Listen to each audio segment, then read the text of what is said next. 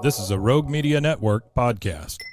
Welcome, everybody, to Teach Me Pokemon, the podcast. I'm your host, Corey, and along with my co-host, Jared, we're best friends, been playing Pokemon for a very long time.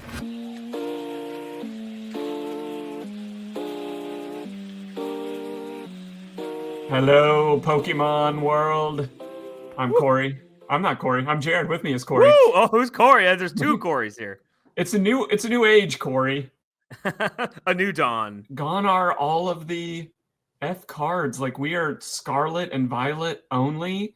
And we got to witness that in full display this past weekend at the regionals in Atlanta. And man, it was a fun tournament. Like, I've done a poor job of tuning in. I've looked at results very consistently, but tuning in, it was a lot of fun because there were just so many questions to be answered, with a new set and Journey Together being playable, and they showed it on the stream, just like all of these amazing cards that are just now gone. So that leading into Atlanta, what did you think, man? Like, what did you get to watch some of it? What was going through your head watching this all play out? Because this is huge. Yeah, no, this is a big deal. I mean, we get this. It's like Christmas. You know, this happens once a year where the rotation hits, and then there's this brand new cards, or really, well, there's new cards, but there's also cards being taken away, so it offers new decks, I guess is what I should say. And this is cool. I mean, Atlanta, you know, we were hoping we were going to try to get down there and play in this personally. You know, it's one of those ones that, you know, when you have a bunch of kids like you do, and two kids like I do, you don't get to go to a lot of tournaments. So you pick and choose the good ones, and this would have been a good one just because of the new rotation. But it was exciting. I mean, I would say a lot of good hype. I think we were interested in what we were going to see. I don't know if the results played out in a really cool, different type of way with a lot of different spice. But it makes it exciting just because when you're playing the same format for a long time, you see the same stuff. It's fun to see some iterations, and like really the people that are really good at putting decks together, this is like where they shine. Like, maybe you're not a great game player, but you like, hey, I can put together a really good deck. This is where I think you like really, really enjoy it. Yeah. It's so much to discover, right? We know what worked from all of our previous sets. It was research and play to ad nauseum. That's why I love that Pokemon is new. So I'm 100% with you. So let's go back an episode real quick and talk about the things that we said and our predictions. Oh, do you have them written down? I don't think so, but I was thinking through mine. If you remember yours, I think. Okay, hold on. Well, okay, talk through yours. It was day one most played deck, day two most played deck. Yeah. Who was going to win, and what they were playing. And I said Brent Tonneson on Arclodon, which I don't believe Brent was even playing. I don't believe that's what he was playing. I'd have to take a look real quick and see if I can pull that up real quick. Was he in the field? He did. He had a really rough start, went 2-2, but then day two was running Gardevoir, which we'll talk a lot on our episode today. He finished 90th on Gardevoir. 90th. Say for winning deck and pilot. Oh, I think I do remember what I said. What'd you say? Wait, did I say Henry Chow wins? I think you may have. I think I said that. Did I say that? Because I think the line was third best Gardevoir player takes it down. Is that what I said? I think you may have predicted. I'm going back to look at it right now. I think that is what I said. But I do think I remember saying correctly that I did think it was going to be a Dragapult world. I think we were both involved in that. I'm trying to remember how that. No, so this is what I'm trying to remember my spice pick. But it was, I had Dragapult most played in day one, and then I said Gardevoir most played in day two. And then I don't remember spice pick. And then did I have Henry Chow? I'm totally going back and I'm listening. Hold on. Did I say that? You said Tyranitar for Spice. Oh, I did. Dang it. Said Gardevoir winning. Wow. But I said Chow. Didn't I say Chow? Let's see. Did I say Henry? Wow. I need an award. Did I think I say it? I think you did. I'm replaying through it a little bit, and I think you nailed it. Like Wow. wild stuff. Wow.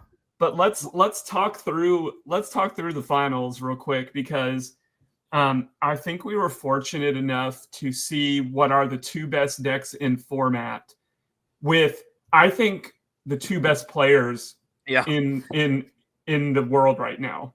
Like, and I don't mean that flippantly. Like, Yeah. both have had regional wins this year, like NAICs in the last year. Like, this is like the Thrilla and Manila, Corey, of Pokemon tournaments. And wow, was it a great series.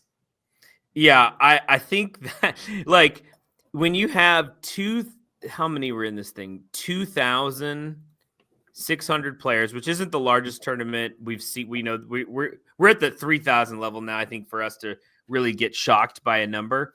But 2,700, 2,600 isn't anything to gawk at.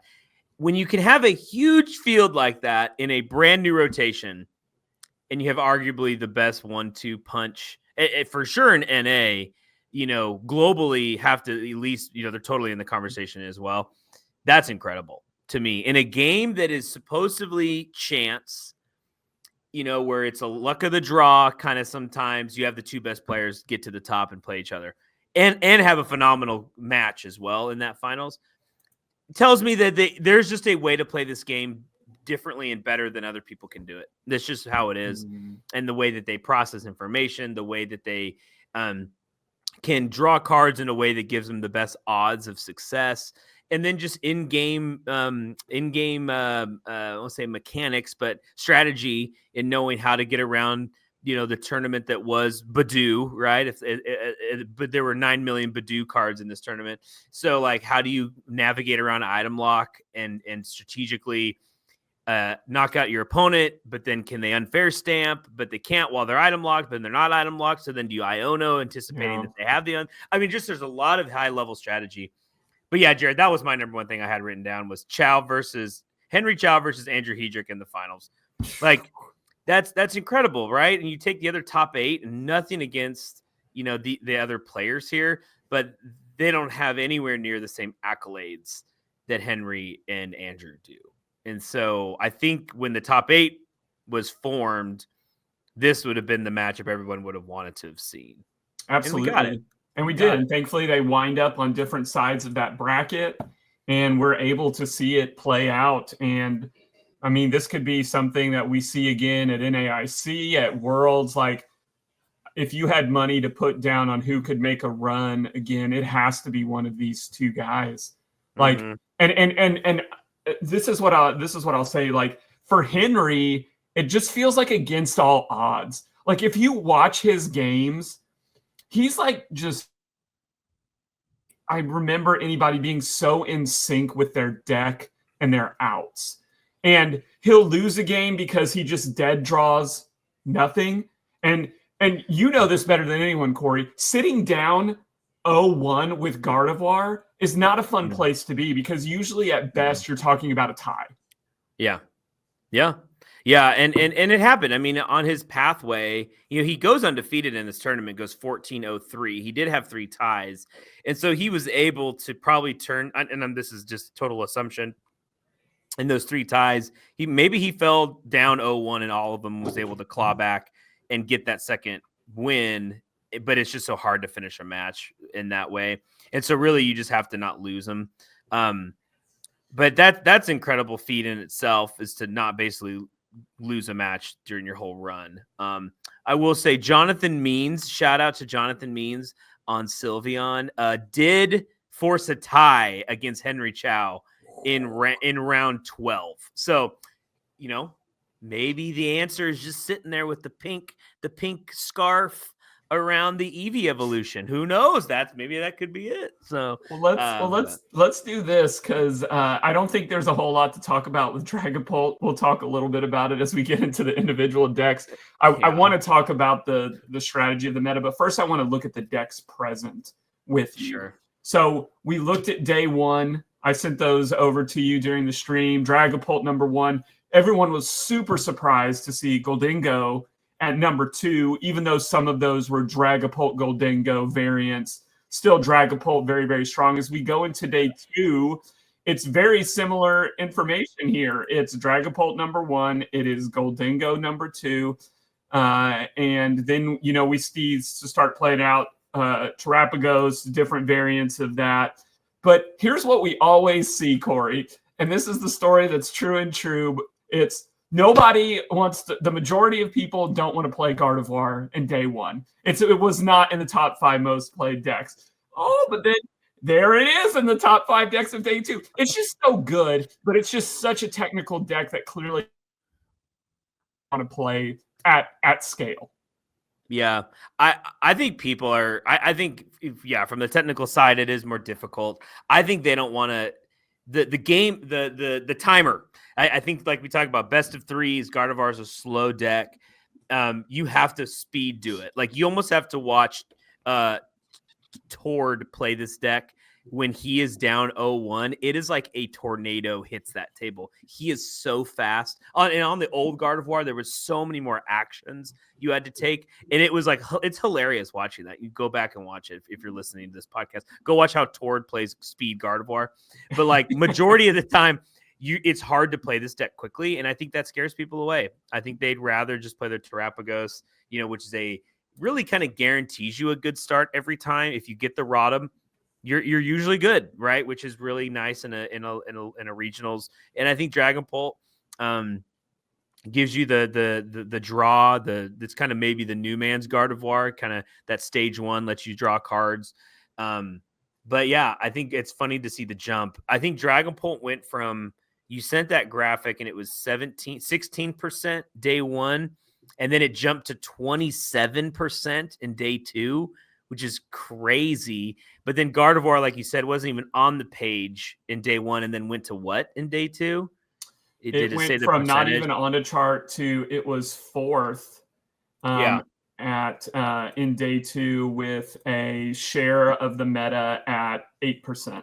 8%. So that's a decent little jump. I think I added the number up when you sent that text to me, and of the 5 decks that were on that graphic, I think it totaled like 58% or something in that regard, which I'm like, you take the top 5 decks are barely over half the field. I think that offered somewhat of variety, but I think they were like, the way they counted Dragapult not in Goldingo was not Dragapult, it was Goldingo, which I'm just like, okay, it's a little cheating. And then like all the different variants of Ogerpon, blah, blah, blah, Teal Mask and all that stuff, it kind of separated all those out, which if you said, hey, this is kind of the same type of deck, it probably would have been a higher percentage. So I don't know. Interesting jumps for sure from day 1 to day 2. Well, let's talk about the field real quick, because I want to dig in more to some of the top decks and how they've changed. But as you look at what was in day 2, what surprised you? What are you looking at that was fascinating as you look at the different decks? I'll start and then I'll throw it to you. I picked Archlodon to win the tournament. And I think it still has potential, but as I watched the tournament, what I realized looking at this is it's with V Pokemon gone, the numbers just don't hit really well for this Pokemon into the Gardevoir, into the Dragapult. Like, it's very hard to kill Archlodon in one hit, but that is unfortunately what Dragapult loves. Dragapult doesn't have a whole lot of interest in knocking you out quickly unless it's advantageous to it. It wants to sprinkle. It wants to set a 3-4 prize turn up and then just be on top of you. So I think that this deck has some hope. I saw some mixing in of the Zacian into this deck as well. But to me, this is just always going to be one of what I would call, for the time being, the best regular season deck. You're going to see it at tournaments. You're going to maybe see it get a small win here and there. But I just don't know, with that Dialga V-Star gone, which was its big hitter, its big number hitter, if this deck has the juice to get it done on the big scale anytime soon. Yeah, I hear that. Okay, here. I want to look at something before I rebuttal. So 19. Okay, so this deck had Arclid. I finally heard it on stream. Arclidon.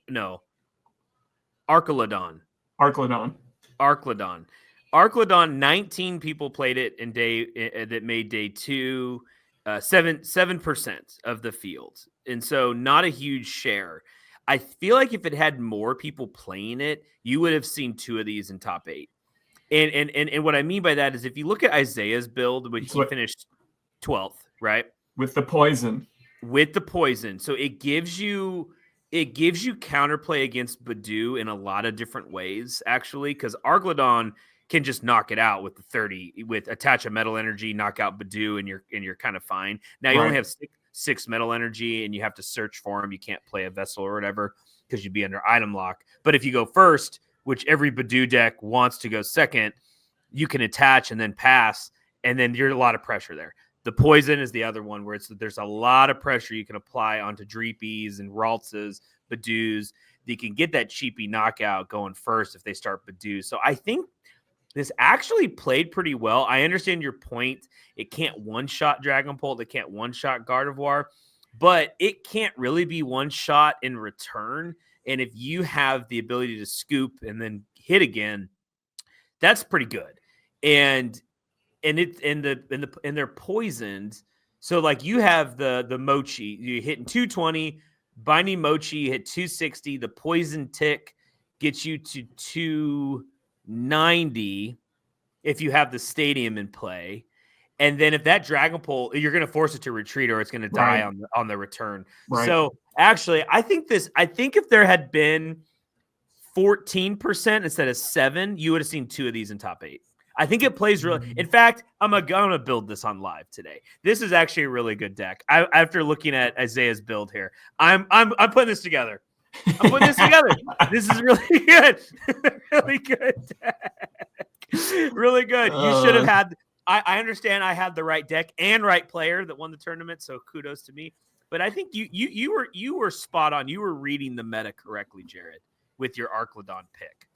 I don't know, because it just feel, and maybe this is like, once you get into, if we're just looking like at the top 16 as its own meta, it was really difficult because on Henry running 2 Turos in his deck, because Turo just ruins everything for this deck if it's trying to get to that big 310, 320 number that it needs to get to. So, and you saw Turo in a lot of Dragapult. So it just feels like, because of how many cards some of these people were holding on to with Budew and then Dracoloak drawing cards, it just feels like, again, this is such a strong, good deck, but can it beat Michael Jordan and the Bulls right now? Can it beat Steph Curry and the Warriors? I don't know. Like, I don't know. It just feels like it wants to break through, and maybe a new set will really unlock this. But it's not a bad deck. But I was watching the tournament going like, I don't know. What can man do against such hate, Corey? What can it do? I think it was there. It just didn't have as many people playing it. Like, I think that is truly a mechanism of why it didn't perform super well. If we look at Isaiah's track record here, like going through his path to success, some of these decks haven't been filled in yet. But if you look at round 11, he played Dragapult, Dusknoir. He wins. Round 12 plays Jake Gearhart, who's a really good player. He loses that Dragapult matchup. And then in round 13, our trader, Cal Connor, who used to be on the stall control committee, he was on Dragapult, Dusknoir, so he's kicked out now and never welcomed back. I think he got kicked out last tournament, by the way. He was on Dusknoir, Dragapult, but and Arclidon won. So really he goes 3 Dragapults in a row and wins 2 out of the 3 on this Archlodon build. I feel like, Jared, this was the right deck. I think it just didn't have as many competitors on the deck, and that's why it didn't get there. That I don't know. No, that's fair. Looking at the rest of the deck. Oh, go ahead. Wait, my two takeaways. Yes. Oh, wait, or did you do your 2 takeaways already? I did mine. My first one, I have a couple. My first one was about Archlodon, but I'm curious to hear what you say about some of the other decks that are out there. Okay, just my two quick takeaways. One isn't really about a specific deck, is more just if we scroll down the page here, the thing that jumps out to me that has been consistent all season long, really, that doesn't show up here is not one Japanese player made it to day 2. Not one. And I feel like Japan has been traveling really well. They've been going to Europe, Australia, the United States. They've taken down these regionals, not just participated, but win them. Not one. And so I don't know if that was because Miyagi was last weekend and that, kind of is the tournament they want to play. And then they want to travel to Atlanta, which is a long, that's just quick travel turnarounds. So maybe that played a role in it, but I thought that was fascinating. And so whatever that means. But then the second is just disappointed in the spice. And with a new set rotation, I think you and I expected more. And really, and I'm not just trying to maybe you rebuttal me here, but I saw only 2 decks that I would have considered spice that even made day 2. It's 2. It's this Greninja Blaziken deck that I think is really creative. It's a lot of stage 2s, so I think that would have been clunky to build, but I really like how the mechanism works because the Blaziken can find the 2 energies out of the discard pile and attach them to any Pokemon you want. And if you can get 2 up, the Greninja snipes 120 every turn. 120 every turn. And you really need to do it twice. And when there's a bunch of Dreepy or Dracolax and Curlias and there's no way to protect the bench, the 120 snipe is powerful. And so I liked that. And then this Israel Sosa, who I think is older than we are. Israel, this guy, I think Israel's 40. And there's nothing wrong with being 40. But that's us still trying to play. Israel's a fantastic player. I remember Israel in 2010 at these tournaments being at the top tables. But kudos to him, Espathra, our boy Espathra Frostlass coming in, and they did well. I mean, there were 2 of them, Israel, and I'm assuming it was a practice partner or something. I think there were 3 actually, but. Making your opponent attach another energy to do attacks is not what they want to be doing. Granted, there's no Charizard really. You can still play Charizard, but that was the Espathra loved Charizard matchups. You don't really get that in this format right now. But the Dragapult, you're going to make Dragapult attach 3 energies to do an attack. That's frustrating. You do not But Jared, outside of that, I know Slow King made an appearance here. I don't think that's spice. I really don't. I think that's a really strong deck. That Japan showed us that's a really strong deck. Frostlass, Monkey Dory, I don't think that's spice. I think it's really strong right now. Gouging Fire, we've seen. Blissey, we saw. The Hop Zacian, is hilarious to me because it's everywhere on live, especially when the rotation hit.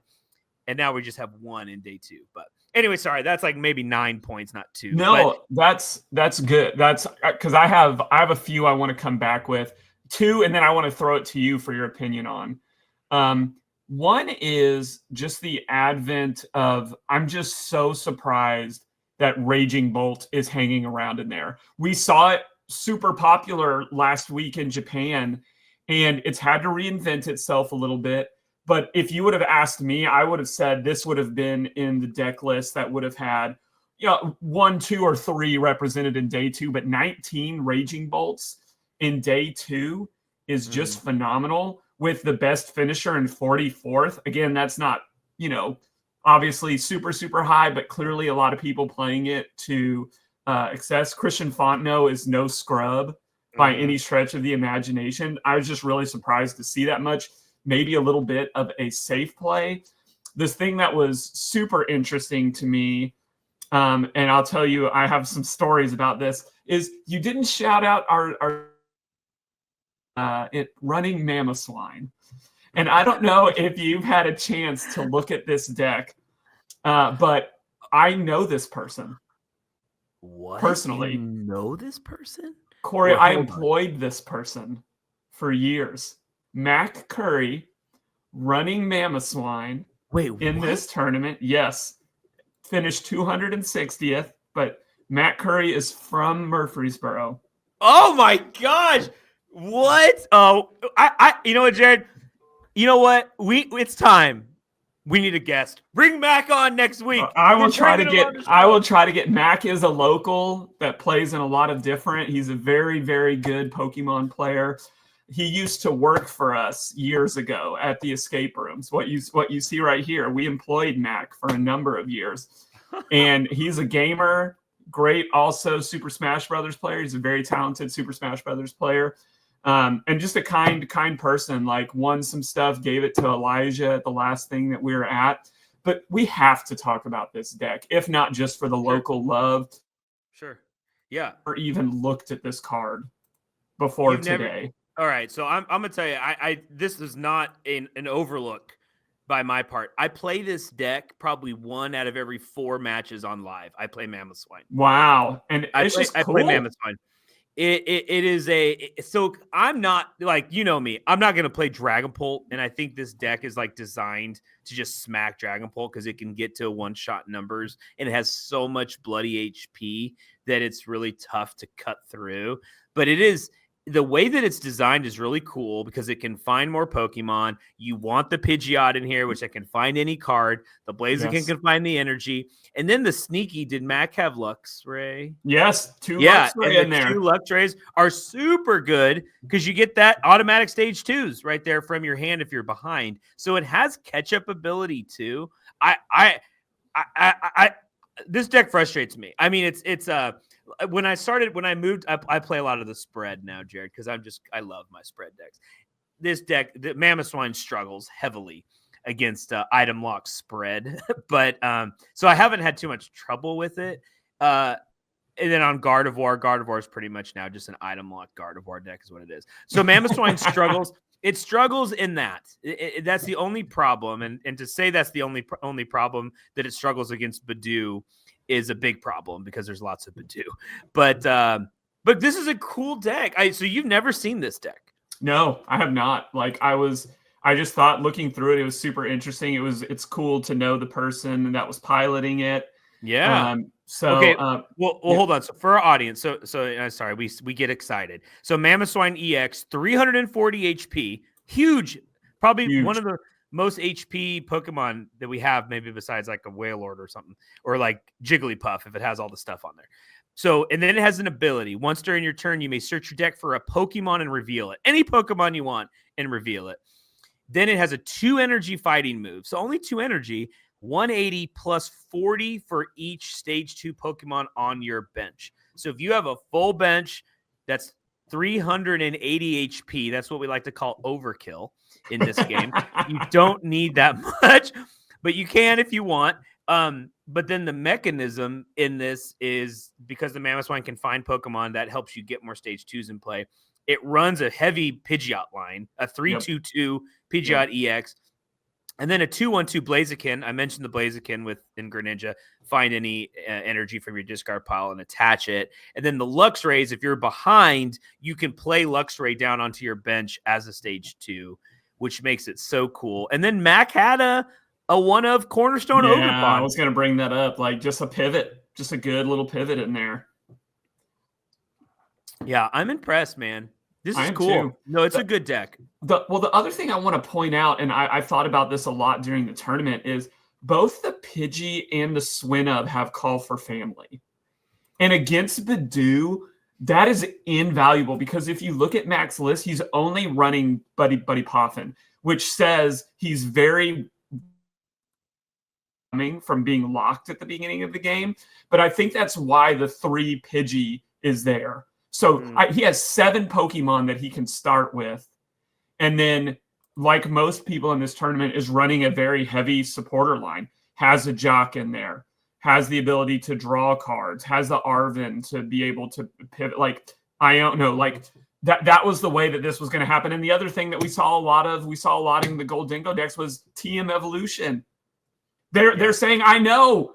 And everyone right now is so thankful that Pokemon said, hey, tool cards are not item cards. Everyone is so thankful for that change last season, or else the Budew would be the most broken thing in the world. But let me get my TM Evolution down. I don't mind playing Arven so that I can play Arven. I know I'm not going to be able to play my item, but if I have a Swinub or a Pidgey down, great. Next turn, I'm in my stage 2.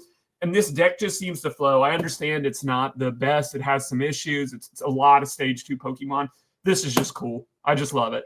Yeah, if you're able to fight through the item lock, because these decks are taking 3 or 4 turns to set up. And so, well, that's usually if they're being item locked too. So that may be the issue. But anyway, like if this deck can get set up, give it 3 turns, all of it finds itself, like you just said, with the basic Pokemon finding another basic, but the stage 2s finding other Pokemon and the Pidgeot finding any card. That is really cool. It's just like once this is set up, and you can do Professor Turo, scoop up the Mamoswine because that's 340 HP, evolve the other ones, Blaziken the energy that you just discarded from Turo back onto it, plus attach from hand, and you can just keep hitting. Like it is really, really strong. Again, I did not add this as spice because I think it's a strong deck. There's a lot of pieces, but I do think if Mac had traveled with 9 other people playing this deck, one would have made top 8. Because I think and let's get him on. I want to talk to him because I think it plays into Dragapult really well. The Heartbreaker.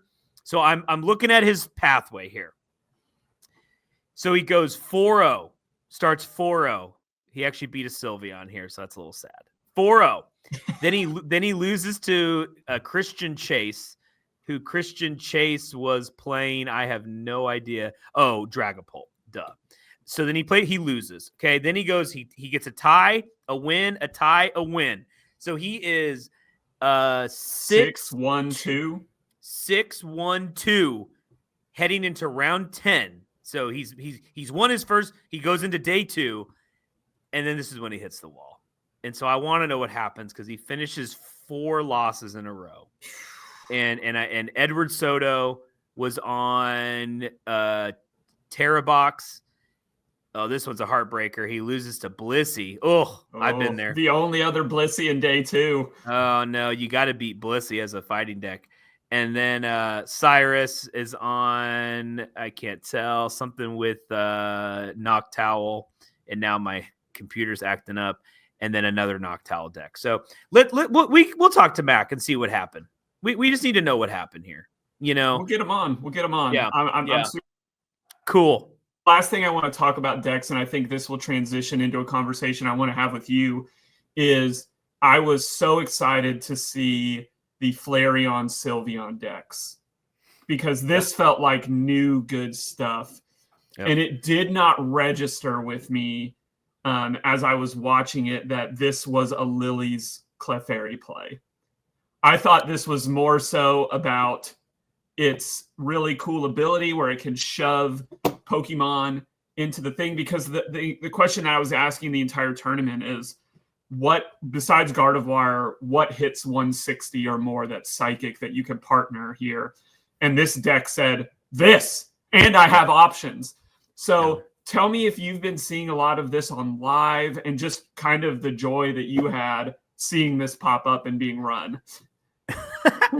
Well, I will say first off, because I have, Gardevoir Dragapult struggles against the spread deck, the item lock spread deck. So I haven't been able to play live as much. Just life has been busy right now.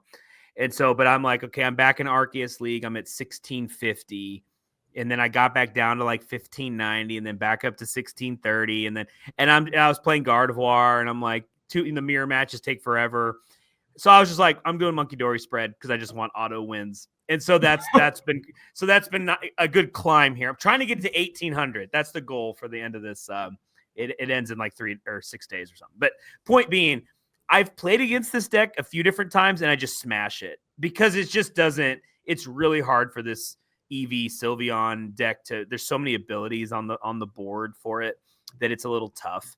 And it can hit 160. It doesn't really matter whatever. So, but I like the mechanic of it. I think it still just hurts. And we've mentioned this before on the podcast that if it reduced damage similar to how Gudra did, this deck would be a top tier deck. But the problem is the 160 is just on the defending. So they one-shot the Dragapult with Lily's Clefairy in play, but you can just smack the Sylveon right back and it's not reducing damage by 160. And so, or I'm sorry, by 100. Is it 100? It's 100. It's 100. It's 100. So that makes this difficult. And I think that's why it may be held back from being like a top tier deck. But of course, I love it.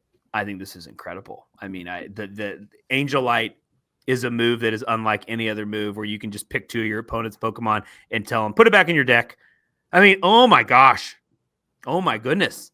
So, I mean, yeah, I just don't think it's going to be prevalent, Jared. I don't know. I just don't see it. I was excited. It was on stream, I believe, round 13, I want to say. Day 2, I believe it was. Mm-hmm. And this is the stuff that gets me excited because Dragapult's not going anywhere anytime soon. Gardevoir has shown, both in Asia as well as in the West that it's not going anywhere. And it's just fun to see these other archetypes, especially off of such a beloved Pokemon such as Eevee and the different evolutions that it has pop up. So I just wanted to point this was really cool. I thought that was really neat. So really cool stuff. I would almost say, and maybe I'll play test this. Because it's Sylveon, and of course I'm going to. But I would say take out Flareon. Like, let's just go all in Sylveon. What are we doing? Like, take the 2 Flareons out. You can then remove the fire energy. You have 3 fire energy in this deck. So that opens up 5 slots for you to do something else with. Add another Sylveon. Run 4 Crispin. I don't know where the problems were for what was this guy's name? Luke. I don't know where Luke faltered. Well, I could actually tell you where Luke faltered. Let's just look real quick. Yeah. Oh man, what happened to Luke here? Is this not adding up? He killed it. So he loses round 5. So he was at that point, he was 2 wins, 2 ties, and a loss. So what is that? 2 wins, 2-2-1, 2-1, 2-1-2. And then he proceeds to win 1, 2, 3, 4, 5, 6, 7 in a row. Well, he wins 7, and then he got a tie in another round. He didn't make top 8. I guess he got 9th. He was 9th. Luke not Smith Luke, was not 9th? Luke. No. There was a Flareon Sylveon. Oh, Jonathan. Oh, I'm looking at Jonathan. Jonathan Means got 11. Yeah. Sorry. Okay. I think that. Yeah. Okay. I can see the points right here. I'm stupid. 31 points, and then Luke had 30 points. Oh my goodness. Yeah, 1 point difference. So, I don't know. Maybe I'm gonna try it. I just think that's just my opinion. Go all in Sylveon. Forget the Flareon. Flareon's great, and it can juice up the energy and things like that with its first move, and it gives you some power if you go second. You can evolve with the little Eevee and then Crispin, and you're like right on top of your opponent. I don't know, man. Just trust Sylveon. Let Sylveon do all the work for you, baby. Come on. Come on now. Don't be scared. I love it. Well, while we transition to another conversation here, let's shout out Stray Collections. Corey, if you'll throw our banner on. Oh, yes, sir. It doesn't matter. Doesn't matter if you want to run Flareon, Sylveon, if you want to run Dragapult, if you want to run Gardevoir, if you're old school like that, then you can get those cards. Check out Stray Collections on YouTube. Check out their store. It's just fun to see someone in our local community doing it big time and having a great following. And we are going to keep on supporting them until they tell us to stop. We need like a Mac Curry promo code from Stray, and if you purchase any Mammoth Swines, they're like half off. or something. Half off all mammoth swines. Half off mammoth swines. Like that would be really That's cool. too funny. That's too funny. Okay, I wanna move the conversation now to talking about the inner workings of what we're seeing at some of the top decks. So I want to get in depth a little bit on Dragapult. I want to get in depth on Gardevoir, and then I want to talk a little Goldingo too, because there was a lot of Goldingo at this tournament. So let's start with the winner, Corey. We saw it be super successful. It had a really good run here. You know, two Gardevoirs in the top 8, but that feels pretty standard. It's like a rule of thumb. There has to be a Gardevoir in top 8. Yep. But this is my question to you. What adjustments did this deck make to continue it being viable after, ourselves included, rode it all out after Kirlia being gone in the rotation? Yeah, I mean, I don't need to reread my statement from the last podcast of how we introed the show of my apology to Gardevoir. So we won't revisit that. But you know, it added a lot of supporters that draw now. There's Mortys. There's 2 Morty. If we're looking at Henry's list, 2 Mortys, 2 researches. Like he's just added 4 more draw type supporters that used to never really be a part of this. Before, you could run your Arvins and just set up that way, and so now there's no Arvins in here and you're just drawing cards because the Kirlias don't do that anymore. I think the difference obviously between this deck and then the one that finished the other 7th top 8 was, you know, Henry ran the Zoroark and the other one didn't. And so, you know, he got some extra draw out of that, obviously, with the Zoroark, because it can discard. So you're pretty much have a refinement Kirlia just in the form of a Zoroark. And that doesn't have any other use in this deck, by the way. Nope. The fact that you have 2 dark energy doesn't mean you can attack with Zoroark, because it copies an end move and there's no other end Pokemon. So a 1-2 is fascinating. You don't see a 1-2 line a lot, Jared. Typically it's a 1-1 or a 2-1. Maybe, and a 2-2 clearly, but not a 1-2. That was very interesting to me. But yeah, dude, it's just it adds more draw cards. Secret Box lets you get into rare candies. We mentioned this last time, but you can get into rare candies a lot faster. You can find a supporter with it. You can get your bravery charms. You can find your artisans. So it's just it's really just, you had to put more cards in here to draw. So it makes this a little bit more risky. Obviously, this isn't the slow setup play like of old. But at the end of the day, my last point is it comes down to one card that's in this deck. There's a one of, and it's the bloody Budew. And if the Budew can buy time, this Gardevoir can get set up. And it is all about that one card. It is so just, this is it. I think Pablo might have said it on the podcast, on the stream. It's an item lock Gardevoir deck. I mean, it's an item lock deck with one Budew. And so, that's the biggest swing for me. But anyway, what makes it different, more draw supporters are needed in order to get the cards you need in this deck. Yeah. And that just, I think, speaks to the meta at large right now. The players that did the best in this deck knew that Budew was going to be everywhere, that things like Buddy Buddy Poffin and Rare Candies and Ultra Balls were going to come later in the game. And they valued cards like Jock and draw cards like you mentioned, like Morty, like Professor's Research. And they were just ready. They were just ready, Corey. Like the best players, even the Pokemon meta that was going to happen, but what that meant for their trainer cards. And that was the biggest switch in the meta that I think we saw. It wasn't necessarily that we saw, like we were complaining about all these new archetypes. It was, I've got to go to what really is an older mindset, right? Like a more classic style of Pokemon because of this one little irritating, itchy pollen Pokemon. And Gardevoir was ready for that. And Henry was ready for that. And that was just so interesting to see. The one thing that stuck out to me from Gardevoir was the Mew EX and how that could just rip and shred Dragapults to pieces using its own ability against each other. And providing a little bit of draw support in situations. Yep. No one is unaware of what that Pokemon does. But I thought that was a really cool addition to the deck that historically just hasn't been there.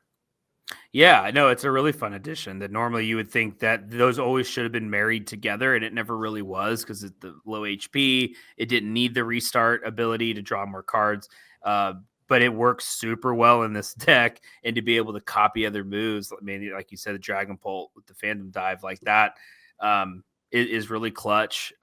Lily's Clefairy is a really cool card, obviously with the weakness that it provides to dragon Pokemon, but just attacking with this thing 220. If you each have a full bench, I mean, that's not bad. I mean, that it's not like this weird one-off card that's built in as a tech for one deck. It can actually do other things, which is really cool. And then the Pheasantipity was never really, I mean, there were some Gardevoirs that ran Pheasantipity in the past rotation, but now it's like really needed in here. But again, it makes your opponent have to decide, do I deal with a Screamtail with, a 120 damage on it? Or do I knock out the Pheasantipity and then the Screamtail's still active? So it's just like, it really puts your opponents in weird decision-making moves. And then the Drifloon, always, there for the big one shots. Always the threat. Always a threat. You got to have it. Can't live without it. It's there. But I will say there's two feelings that are just unmatched, in my opinion, in Pokemon right now. The first feeling is if your opponent has like a Dragapult and say, I don't know, name another Pokemon, Pheasantipity, and you can Angel Light both of them back into their deck, and they are stuck with one. Woo! That makes you feel good. The other one is Secret. If you have 3 Psychic Energy in a Secret Box, where you discard the 3 Psychic Energy with Secret Box and Gardevoir, and then find N, Nest Ball, Artisan, and then you just set up and then end your opponent to like 4 or 3. Oh, with all that Psychic in the discard pile, doesn't beat it. It's like I emoji, like I've had that twice where all I have is the Secret Box and 3 Psychic Energy, and you discard all 3 Psychic, and I'm just emoji hitting my opponent because I know they're just like, are you serious? Are you serious? Like that. It's a great feeling. So, but I don't know. I'm trying to think what else. I mean, clearly it's just a very different deck than it used to be. But the Zoroark, I don't know. I think the two big debates were: do you put Zoroark in this? Or do you have the Dunsparce? Like, which one? And this one at least lets you discard cards. But I just don't think you have problems discarding your Psychic in this deck now. And so I don't know if Zoroark, who am I to question the 3rd best Gardevoir player on the planet? But I don't know if Zoroark, I don't know if I do Zoroark. I don't know. Because you know what Henry avoided this whole tournament?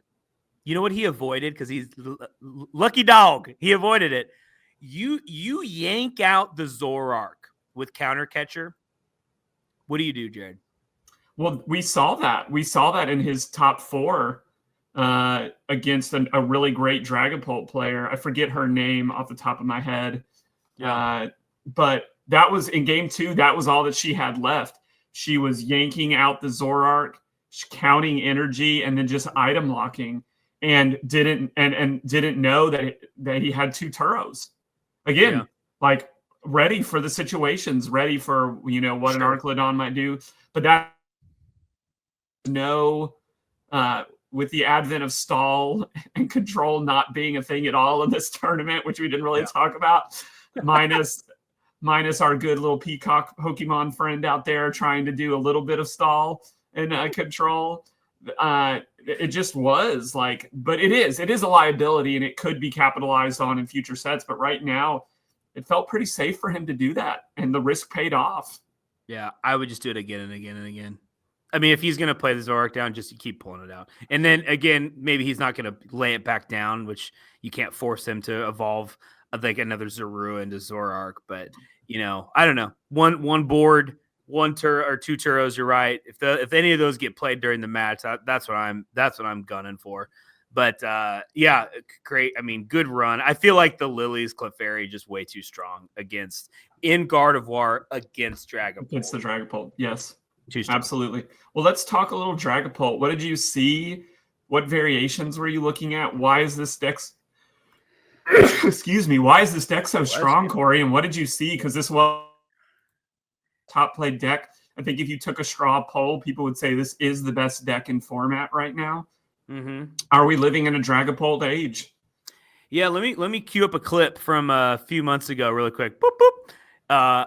It's not working, but I'll tell you what I said. This deck is perfect. It's perfect, and I stand by my statement. I said it back then. I'll say it again. It is perfect in the sense of that it draws cards, it hits big numbers, it has a lot of HP, it's a low energy type or low energy count move. And the Dusknoir, it just puts your opponents in very confusing states. Even a player like high-end Stefan Ivanov, and there was a tournament way back when, I feel like he lost because it's just hard to keep track of all the damage counters that can be thrown out there. Yep. And this deck continues to just put tons of pressure. And I even like the Halucha. I maybe a weird start here and there if you start with Halucha, but like, you're not thinking 2 extra damage counters, but really that's the one on the Dreepy or one on Ralts, and then you can knock out with the 6 from the Dragapult. So Halucha even comes in clutch here. Super consistent, Jared. The Luxurious Cape was a really interesting play, I think, here, just to make sure your Budew had even more HP on it so that you can't knock it out. But I don't know, dude. I think the Dusknoir is one of the most broken cards ever printed in Pokemon.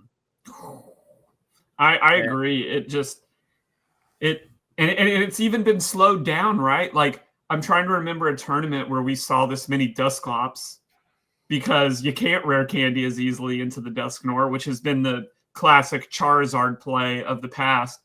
It's almost advantageous now to jock into a Dusclops and have that available. And that's what just sucks when you're playing against this. You said it, like, Dusknoir plus Phantom Dive knocks out anything.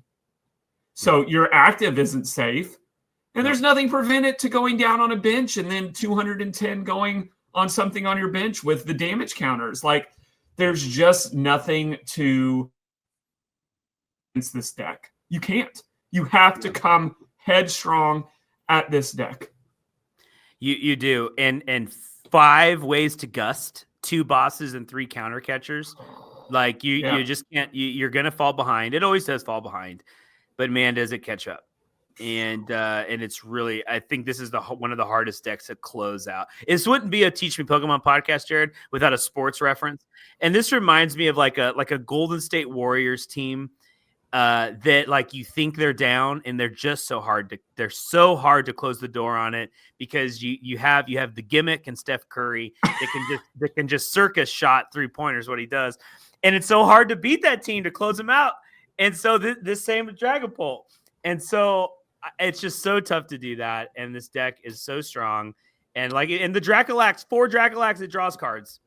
I mean, it's drawing cards, man. It's drawing cards, drawing cards. So, yeah, wow. I think the Dragapult or the Dusknoir variant has to be the strongest. I mean, I know, like, let's see, 5 in top 8, 3 did not have Dusknoir, 2 did. So I don't know. Maybe the analytics tells you that it's actually better to not run Dusknoir, but I think that's a foolish play. Oh, you're fair. That's fair. And maybe that's the rationality talking about Goldingo. Casters were surprised. I think you and I were surprised to see that this was going to be the second most played deck in the tournament. And I think the reasons, as a Goldingo player myself, I'm sitting here and I'm thinking I can knock out anything. I can get going pretty quick. But it just didn't have enough, Corey. Like, we didn't see one in top 8. I think the highest one we saw finish was it 9th? I think we saw one. I think there were 2 in the top 16, if I'm not mistaken. But we talked about why people were going to like this post rotation. It offered draw. It offered opportunities to get going. Stage 1, decent amount of health. But Corey, what did we always talk about before rotation? Like, what was a Pokemon we didn't want to see when you and we could beat it, but we were like, I don't want to see this deck because the numbers just hit too perfectly. Dragapult. I don't want to see Dragapult. And correct me if I'm wrong, but like we don't. There's nothing in here teching Dragapult, right? In this Goldingo No. deck, like it's just efficient, straightforward, and you're going. So Yeah. it's like going into the best deck, you almost have to hope that they just don't draw something. But at 260, and you're just a sitting duck, man. You're a sitting duck for this deck. I think the addition, this was not this tournament. Oh, they did do it, but I think it was in the last one or two ago. The Monkey Dory edition is brilliant. Whoever invented that in Goldingo needs a cookie. Like that is a very good card because it saves you from those awkward numbers, like you said. 260 gets you the double knockout next turn if they boss you up, whatever the other Goldingo. But Monkey Dory can move 30 off, which now you get that out of play. But then what else? It makes the Dragapult less. So 290. Now you only need 6 energy instead of 7. And so now, granted, you could say the 7th energy is the one the dark energy attached to Monkey Dory. But over time, you basically get a discount on your one shots. It's a brilliant card, and so it helps, and it's in this deck right here. The 9th place finisher on Goldingo has the Monkey Dory in there. Corey, just one problem. There's just one problem with what you're talking about right now. What's my problem? I see no Your problem. one problem is what were the best Dragapults running? They were running Monkey Dory. They just don't care. It doesn't like it's a no point. I'm gonna move your 30. Oh no. No, but you're one-shotting. So there's not any damage. There's not damage counters left on the field. It won't matter. That's a good point. That's fair. It won't That's matter. fair. Trust me, it won't matter. It won't matter. Now they could dust snore your Monkey Dory, and then you're kind of screwed. So I have no rebuttal to that. But which is where I thought you were gonna go. But Goldingo, when it can be that consistent, when the problem is, and you and I both played this at Louisville, was like, I have so many cards in my hand right now. Like, what do I do? Is it embarrassing for me to even play a card? Like that goes through your mind. And that's a good problem to have. But it's been consistent. I'm not shocked. It got 9th and 10th, but it just is very one-dimensional. I'm scared, and there wasn't any of this here, but and this is the difference between Japan and NA. But like no stall. No. Like there wasn't any stall. And Goldingo cannot operate around stall. The Grant Manley version with Dragapult can, but the straight up just Goldingo, nope. They lay down one Ogre Pawn, you lose. Well, we did see on stream some decks opting to run Toadscroll with the slimy mold ability that shuts down. But even then, we were seeing people ready for that, like. Goldingo traditionally doesn't run a lot of super rods, but there were some more. But again, this Goldingo right now feels to me, and maybe it's a metal curse, feels like Arclodon, and I'm just gonna say like I just don't know that it's ever gonna get over the hump. It feels like if you want to run the best deck, that's somewhere S tier right now feels like Gardevoir, Dragapult, and then everything else is just falling in a tier below it. But man, it is a fun strategic meta to run right now. Like the best players, this to me harkens back to like Zoroark GX days, where it's very clear what the best deck is. There's still a meta of things that can win, but the best players are really just grinding down to those last 2 or 3 cards to figure out how to play the matchup. And I think that's really enjoyable for the intellectual people that are at the top of the top. And that's why I think we saw an Andrew Henry finals, because they were just locked in to what the meta was and had the decks to get it done. Yeah, no, that's a really good way to put it, Jared, because Zoroark had so many different variants. And even by the end of it, it was just straight Zoroark. That's all it was. And I think there's a lot of creativity in this right now. I mentioned this to you on the phone. There's a lot of backlash. You go through Twitter, a lot of people are like, "Oh, it's boring. It's Budew and Budew and then Budew into Budew." And yes, that is the case.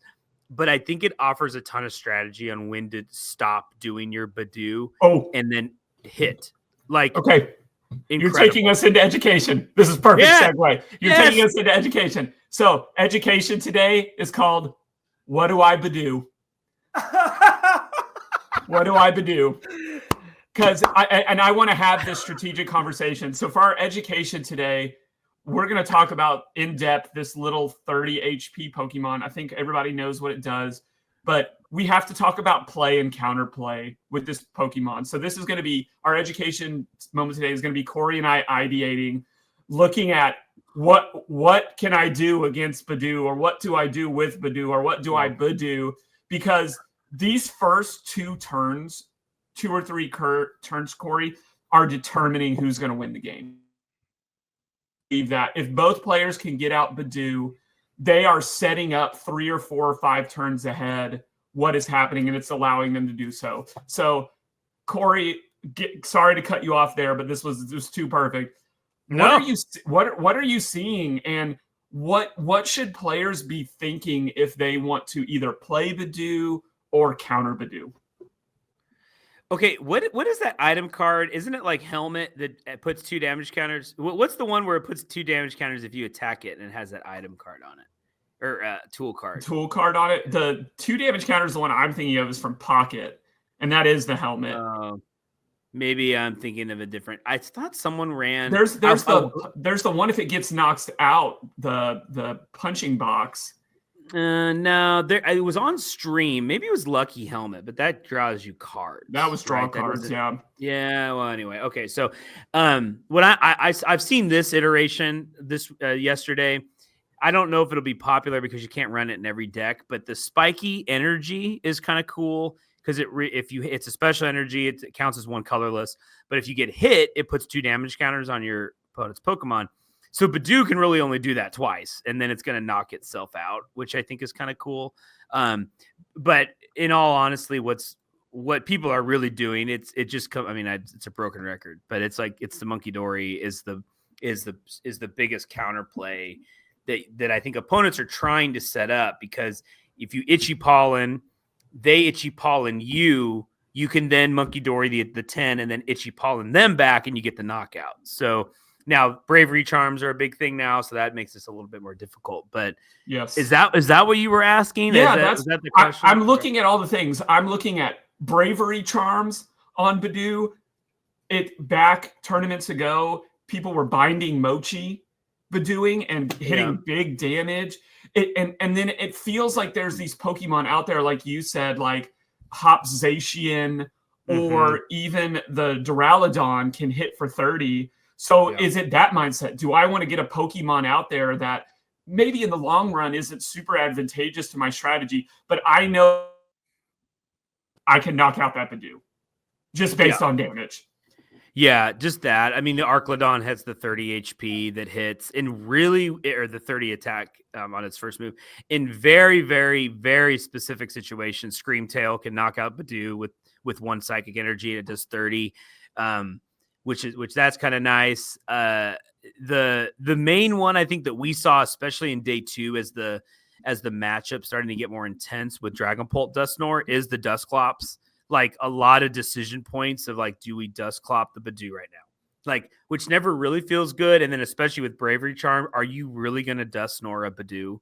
But like when you're under item lock, and if you were able to even get the Dusknoir up, right, that was a decision point for some of these guys. So that's really the 2 big ones: is Monkey Dory 30 damage or a Dusclops was really the only way to get out of it. But honestly, what was more happening was Budew, and then finally one of the other 2 opponents, whoever was finally like, okay, I am now going to retreat my Budew and I'm going to hit with Dragapult.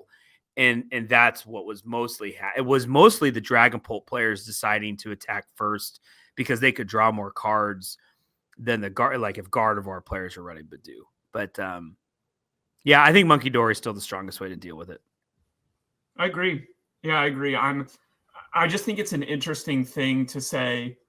We know that this version of Gardevoir and Dragapult, they need to buy time, right?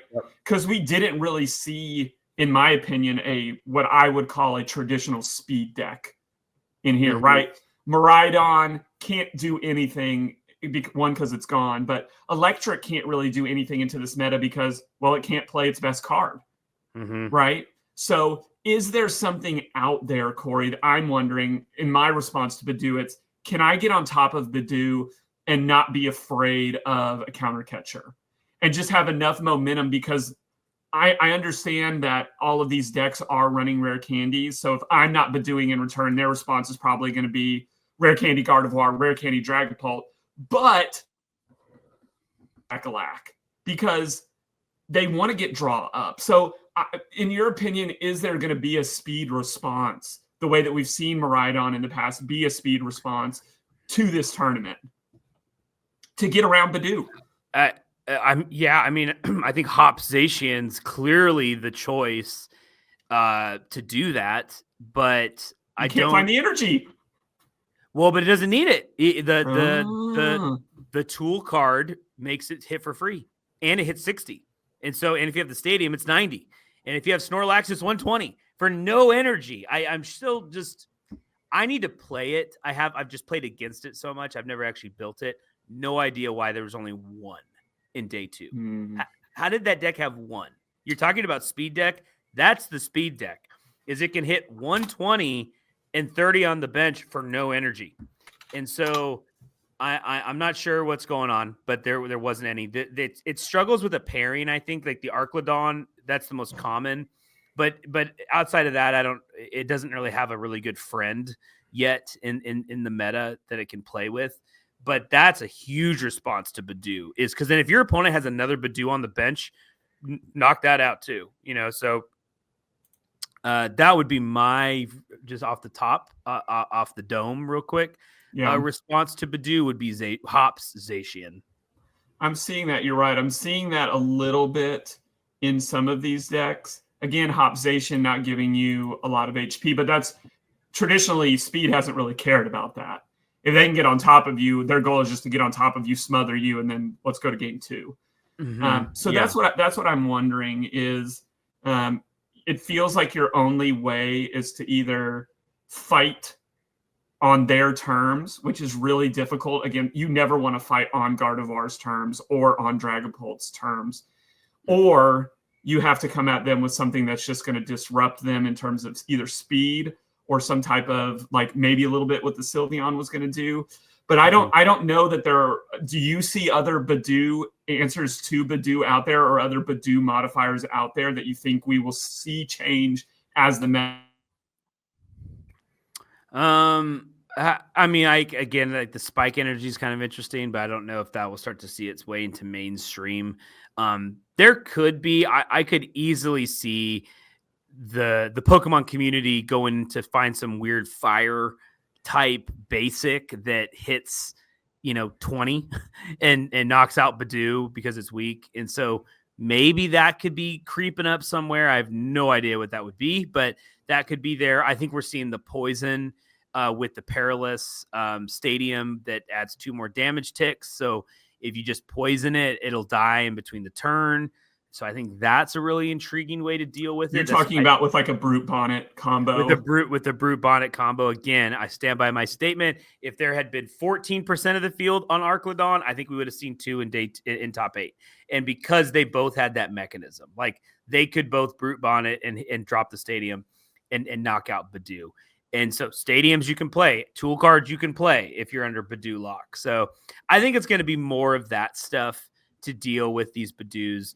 But there's also just the mechanism of just getting around it using boss order and making your opponent like leave it on the bench. Budew's a really uncomfortable Pokemon to have on your bench. It is designed to buy turns, and then die and then attack. It's really weird just to have it sitting there. And because it is this very big little liability as the game goes on. And so maybe that's another way to deal with it, is you don't even deal with it. You just get around it. And force your opponent to either start attacking you again or leave it on their bench. Well, that leans me into maybe where, again, I didn't see any of these matches. I don't know. But the deck that I was really surprised to see in day 2 was Espathra. And Espathra offers an interesting response to that Budew, because I don't know. Dragapult does not want to commit an energy to anything but a Dragapult, unless it's putting that dark energy on the Monkey Dory. Gardevoir put an energy with its ability onto the Budew and doesn't want to commit one to it because it's a free retreat Pokemon, and that energy would just be lost. So I understand Spathra didn't do super well. I'm just trying to, as a community, you and I think, what do we do about Budew, man? What do we do? Sure. Yeah. And then the stadium, and I'm totally blanking on the name, that makes your basic have to have another energy. Oh, on it. Yeah. Seen that a few times, actually. Played against me with the spread deck with Budew, and that's really you. Then you got to put an energy on Budew, and no one, you don't want to do that. So just as much of a Dragapult player doesn't want to put a third energy on, no Budew player wants to put an energy on their Budew in order to attack. So yeah, I think we'll start to see some, because this cannot last. There's a line in some movie like, cannot something cannot last. What was that, Jared? Like, it's in some movie. We'll find out later. No thing built cannot last. It's like Budew cannot last. There's going to be counterplays to Budew, and then we'll see no Budew for a little bit, because then there'll be counterplays to that. And then guess who's going to appear just around Worlds? Budew. And then it's going to, you have Retclev sitting over there thinking, okay, a 4 Budew deck. 4 Budew, that's it. I just run 4 Budew. Yeah, make it work. So, and then Pokemon will come out with Garbodor ability lock, and you just run Budew and Garb, and now you're back to like Seismitoad Garb, and it's Jared, all things old are new again, and that's true. Just how this works. But you bring up a good point as we kind of wrap up the episode. The reason that these top 2 decks are able to run wild is not only are these players looking at what are really good, they're looking at what is not present in the meta. There is nothing to stop Draculac right now. There is the ability to snipe the bench right now. There is nothing outside of Iron Thorns, which nobody wants to run right now, to stop Gardevoir. So the best decks are utilizing, they're saying, what am I allowed to do and what is coming after me? And they put it all together. And Dragapult and Gardevoir, I think, are unquestionably what you will be seeing at the top tables of tournament as we kind of close out this season, moving into summer and moving into Worlds. It's going to be super interesting to see the meta response at our next tournaments. Corey, do you know off the top of your head what we're looking forward to, what there is to look forward to in terms of tournament events? You took the words out of my mouth because I was just looking at that. We have Monterrey in Mexico this weekend. Monterrey regionals. This is like classic, like Azul travels to this tournament and wins. Like that's what he traveled to Mexico last time and won the tournament. Is you can put money on seeing Azul here. Azul will be here, and he'll probably win the tournament on something that counters Gardevoir Dragapult. And maybe it's a Monkey Dory Frostlass Budew spread, because it just dominates it. I could see Azul whipping that out. But yeah, that's this weekend. Next weekend, Spain and South Africa. It's their turn. They come up with 2 regionals. Then we get Milwaukee. And then you and I are traveling to Champions League Aichi in Japan, and we're not playing in that, but that would be fun sick. though. That'd be sick. But yeah, man. So okay, what do you think in Monterrey this weekend? What's going to happen? I don't see any reason not to think that Dragapult will win. Like, it ran into Gardevoir, Henry Chow, but that's just Gardevoir isn't always going to beat. I mean, there were a lot of Gardevoirs in day 2, and they didn't win out against a lot of the Dragapults. Like, sheer numbers sometimes just overwhelm the meta. So give me a Dragapult Dusknoir on a high level player who's I don't know who's a great Dragapult player, but pick one of your top 10 in points in a winning that, hands down. Put which one in top? Any North American player who's in the top 10 of points on Dragapult, I'll take that over the field. Okay. All right. Dragapult over the field.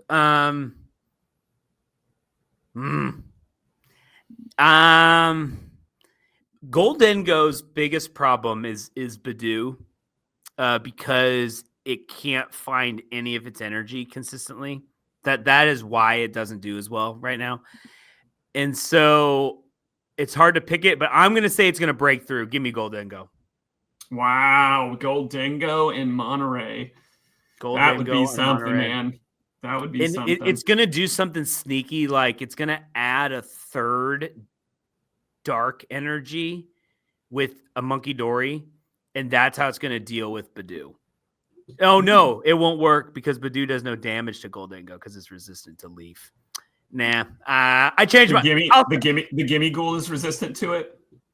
No, the Goldengo is. So you would have to not evolve, I guess. But yeah. But you have to if you're going to draw cards to even find the dark energy. I'm still going to say Goldengo. I said it. I'm sticking with it. I'm sticking with it. I'm sticking with it. Well, that's gonna wrap us up today. Thanks for everybody for tuning in on the post-Atlanta wrap-up. It was a fun tournament to watch. We'll be tuning into Monterey this weekend. As always, looking for... Maybe you'll see us there. Maybe you won't. That is yet to be determined. Shout out again one more time to Stray Collections, to Henry and Andrew on a great tournament. Like, subscribe. We're trying to get to that 2K subscribers. Come on. And come on, we're getting there. We're trying to get there. And as always, just thanks for listening. Thanks for supporting. But for our audience, for Corey, catch you later. You can find us at roguemedianetwork.com. Teach Me Pokemon Podcast. Come and dive with us.